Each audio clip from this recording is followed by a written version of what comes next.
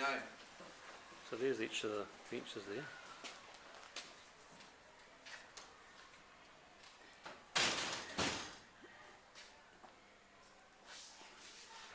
So what do you think of this setup, Simon? I think it's fantastic. I think every classroom in the world should be like this. Because the students can go and work on their stuff.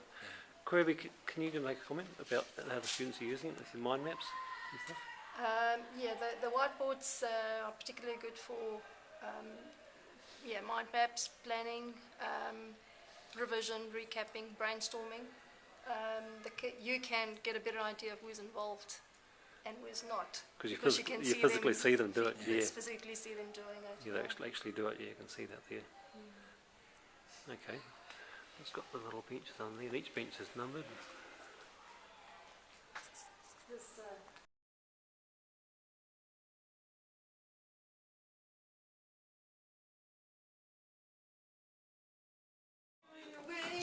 Should we put it in?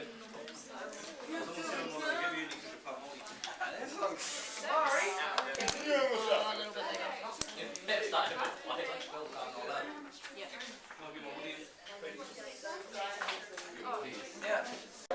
Okay, go. Okay, now explain the bits.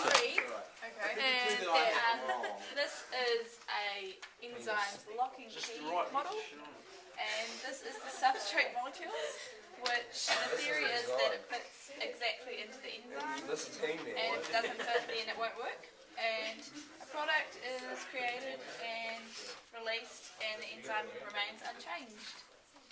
Okay, sounds pretty good to me. And the other one is the induced fit model, where they shape to fit perfectly all the time. What about enzyme poisons? Do you know about them? Enzyme what? Poisons, things that block enzymes. Like cyanide. No? Blocks coenzyme A.